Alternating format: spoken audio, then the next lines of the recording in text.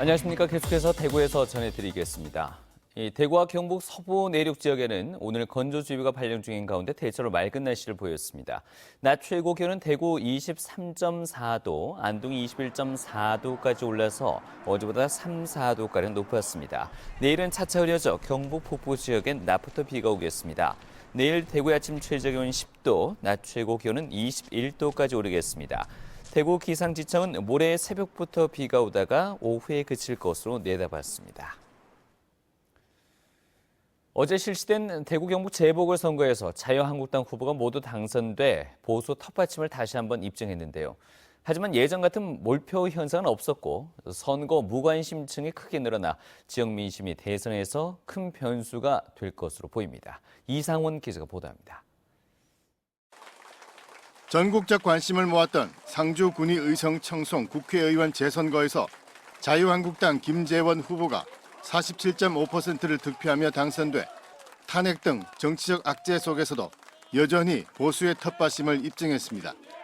하지만 불과 1년 전 당시 새누리당 김종대 후보가 77.7%라는 전국 최다 득표율로 당선된 곳임을 감안하면 과반수 미달은 선거에서는 이겼지만 사실상 패했다는 분석도 있습니다. 대신 그 자리를 더불어민주당 후보가 17.6%를 득표하며 변화된 민심이 반영됐습니다.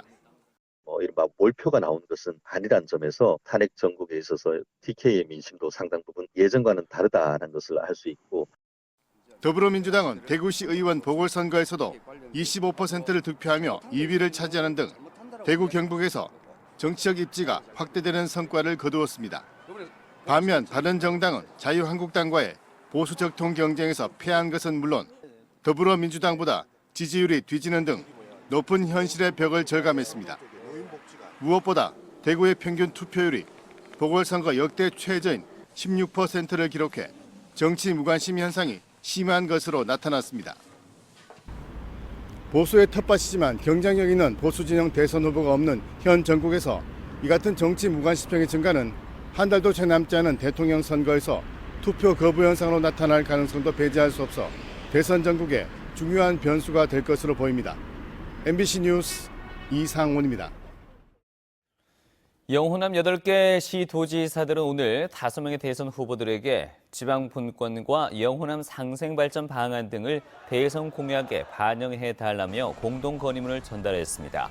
공동건의문에는 중앙정부의 권한을 지방으로 대폭 이양하고 지방교부세율을 인상하며 장기 미집행 도시계획 시설에 대한 국가 차원의 대책 마련 등을 담았습니다. 또 전주, 김천, 영덕 간 동서 횡단철도와 대구, 광주 간 내륙철도 건설 등 SOC 사업 8건도 포함시켰습니다.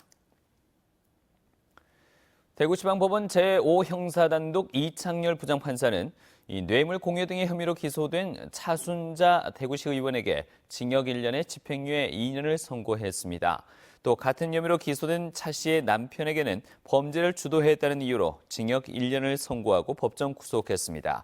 차 의원은 2015년 6월 수감 중인 김창은 전 시의원에게 자신의 땅 주변에 도로 건설 예산이 배정되게 해달라고 청탁하고 예산 7억 원이 책정되자 대가로 땅 일부를 김 전 의원에게 싸게 판 혐의로 기소됐습니다. 사업 부문을 중국 회사에 분할 매각하려는 이레오토모티브 시스템의 추진 계획에 제동이 걸렸습니다. 대구지방법원 서부지원 제11민사부 남대하 부장판사는 어제 이레오토모티브 시스템 노조가 신청한 주주총회 개최 금지 등 가처분 신청을 받아들여 8월 30일까지 분할 절차를 중지하라고 결정했습니다.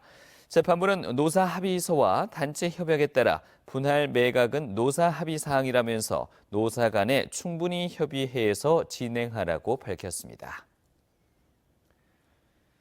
지금까지 대구에서 전해드렸습니다. 고맙습니다.